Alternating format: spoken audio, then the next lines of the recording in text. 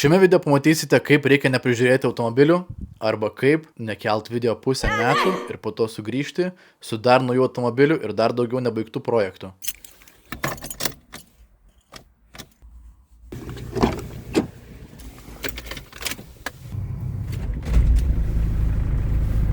Du iš 3 automobilių tik užsikūrė, nors jau pavasaris, minuso nėra. O kas yra keiščiausia, kad džipas visą žiemą puikiai kūrėsi, nuo pirkimo nekeičiu jam akumuliatoriaus ir pavasaris atėjo ir nebesikūrė. Tai arba reikia dažniau man prakurti jį, arba reikia akumuliatoriaus pakrovėjo arba boosterio nusipirkti. Tai važiuosiu dabar iki parduotuvės, gal paieškosiu boosterio, nes negaliu išvaryti mašinos prikurt.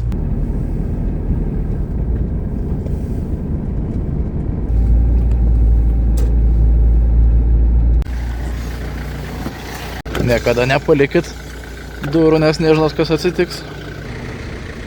Jie atsirakina. Vytis. Lemba reikėtų nusiplaut mašiną. Baisu čia. Labai baisu. Man pačiam nepatinka.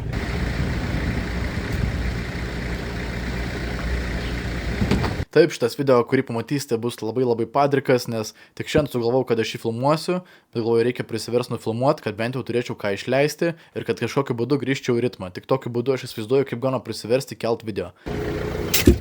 Gerai. Jau filmavimo įranga atrodo tvarkingiau. Aišku, yra čia biškį palaidos, ką pamiršau kuprinėje įsidėti. Poketo dalykai. Nu, žodžiu, tarsi yra ką pamiršau biškį susidėliot gražiai, bet tikrai geriau negu buvo. Bet ar matėt, kaip čia tragiškai gali atrodyti? Nežinau. Ieškau sprendimo, kaip, nes noriu su visko daug turėti šitam automobilį, bet reikės greičiausiai daryti lentynas. Tik tokiu būdu kažką išeis gražiai ir praktiškai turėti automobilyje. Kiekvieno vyro gyvenime ateina metas, kai reikia pasidaryti kažkokią tokį dalyką bagažinėje, kad viskas sutilptų, kad nori, kad sutilptų. O, yra skysčio dar, man kaip tik su barikė pasibaigė. Tokio neturėjęs dar. O.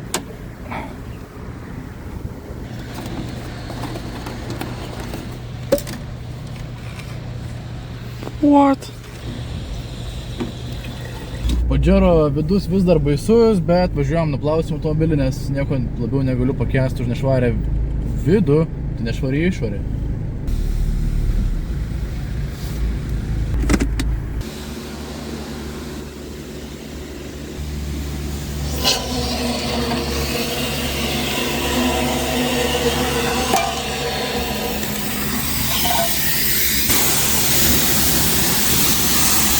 Eina, savo pamiršau kilimėlius išsiplauti. Per žiemą Pajero pokyčių įvyko ir vienas iš jų, kad įsidėjau galinę kamerą. Tai wow, kaip geras dalykas. Automobilis toli nuo švaraus, bet svarbiausia, kad dabar jisai geriau, nei mes radome jį. Aš radau. Su Pajero įvyko pokyčių. Praeitą kartą, kai matė, dar buvo 35 ratai ant jo, dabar yra 32. Labai gražus ratlankiai ir labai dėkoju autovils.lt, kad man padėjo juos surasti. 500 000 mašiną pravažiavus. Wow! Nežinau, kaip Subaru daug, bet ar matosi, gal čia daug dalykų pakeisti yra, bet ar čia geras dalykas, nežinau, nes tik 2 dienas turiu, tai sužinosim.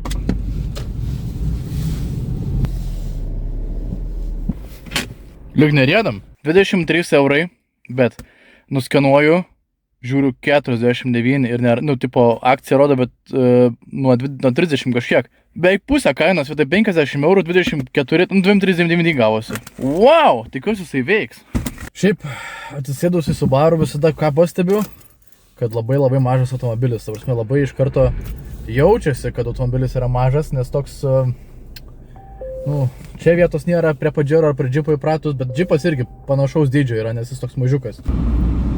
Jūs man norit pasakyti, kad aš važiavau dabar į Norfą nusipirkti šitą daiktą ir man atsirado vieta šalia džipo. Visada norėjau šitą dalyką turėti ir pagaliau aš jį turėsiu. Bet dabar reikia prikurti džipą ir važiuoti, net nepasakiau, ko aš noriu. Aš noriu nuimti stogo bagažinę nuo jo, nes labai negraži.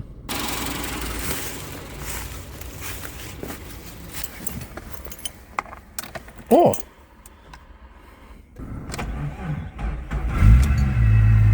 Svarbiausia, reikia pažiūrėti, bet generatorius 14 krauna. Bent jau žinom, kad ne generatorius, bet kad ir jūs žinotumėt, kiek aš mašinų su barikais esu prikūręs. Ir tie kažkaip niekada akumuo neišsikrauna. Taip, ko mums reikės dabar? Nusimt stogo bagažiniai. Kiekvieną kartą užėjus randu surprizų. Pavyzdžiui, nežinau, kodėl čia laidas toksai, bet čia yra dičlaitai. Jie dėsis ant padžero. Ant padžero ant kapoto, šviesi šonus. Ir buvau pamiršęs, kad aš, pavyzdžiui, turiu, tai ir aš visiškai nieko nedarau su mašinom. Visiškai. Ką turiu mane, kai paskau, kad aš neprižiūriu automobilių, tai aš iš esmės juos sutvarkau ir aš dažnai važinėjau pas meistrus, man labai nepatinka netvarkingi automobiliai, bet kaip pavyzdys, prieš 2 savaitės mano meistras man nuėmė priekinį kardaną automobilio džipui ir aš turėjau nuvežti jį restauruoti ir aš vis dar to nepadariau, nes jisai guli tiesiog pas mane bagažiniai, užtrukčiau 10-15 minučių tai padaryti, man užtruktų porą dienų ir po to nuvežčiau meistrui, kad vėl sudėtų per kokias 15 minučių. Bet to nepadarau, nes svarbiausia yra estetiški modai, kaip atrodo automobilis, kad jį nusiplaučiau, kad nuimčiau stogo bagažinę, kur yra surūdijus, nuimčiau lempas ir kad automobilis atrodytų bent kažkiek tvarkingai.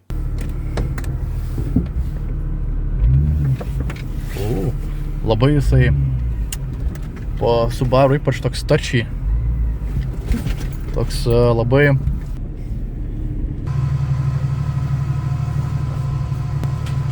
Tai aš šitą bagažinę noriu pašalinti dėl to, kad jinai yra nuo Žigulio ir jinai yra labai baisi, kaip matot, visas surūdijo, per žiemą dar labiau surūdijo. Ir su šito dėl to automobilis atrodo kaip Lada Niva, aš nenoriu to. Čia turėjo eiti ir žibinti ant viršaus, bet tiesiog manau, kad arba dėsim ant šito, arba kažkada uždėsim geresnius žibintus, nes aš jau priekiu susidėjęs ledus ir tą patį su atbaliniu, kad pašalinsim iš čia ir juos gal perdėsiu kažkur po buferiu.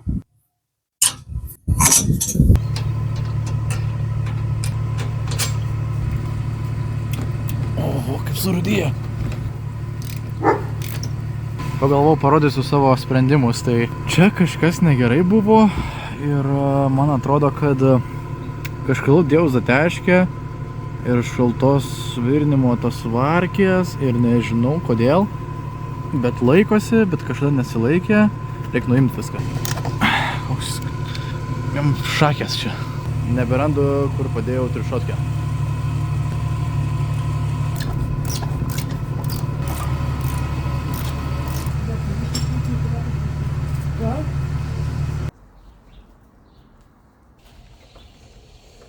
Ką galiu pasakyti, kitas vaizdas automobilio, kaip be tos baisios stogo bagažinės. Nežinau, ką galvojau, kai norėjau ją užsidėti, bet kažkur kitur montuosime, jeigu reikės šviesų ant priekio. Taip pat nulaužiau galinę džipo lempą praeitą rudenį, kai dėjau stogo bagažinę ir pajunginėjau galinius žibintus atbulinio. Ir jo čia laidynas yra žiauriai negražus, labai nemoku tvarkingai daryti laidyno, tiesiog pajungiau, kad bus gerai švies ir kažkada sutvarkysiu, bet turbūt bet kas yra dirbę prie automobilių, bent kažkiek suprantat, kad nieko nėra amžinesnio už vėliau padarysiu.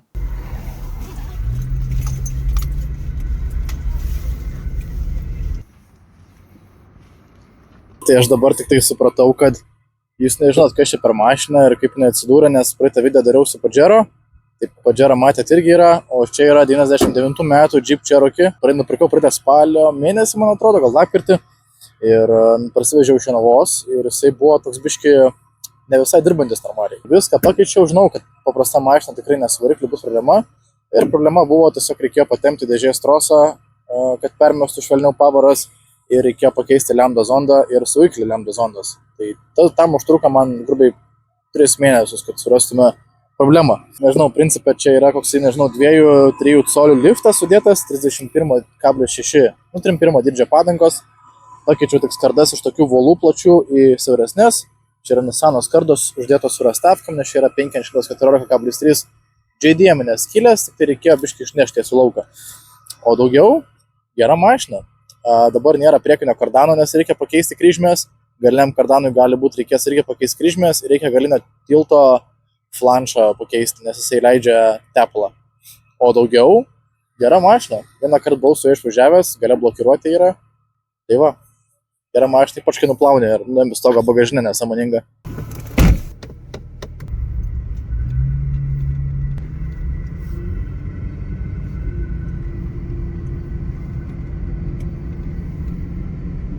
Tai ką iš šio video išsinešti galima ir ką norėjau pasakyti, kad Jeigu nebūčiau net padrikai taip nufilmavęs kažko ir kažko padaręs ir sumontavęs, šitas video niekad nepamatytų dienos šviesos, nes kažkaip kurti turinį kitiem yra žiauriai fainai, žiauriai smagu, bet kai reikia kurti turinį savo pačiam, tu tampi žiauriai savikritiškas. O kai tampi savikritiškas, tada tu nori, kad tuo video būtų tobulas ir galiausiai būna taip, kad tobulas video tobulas video neegzistuoja iš esmės.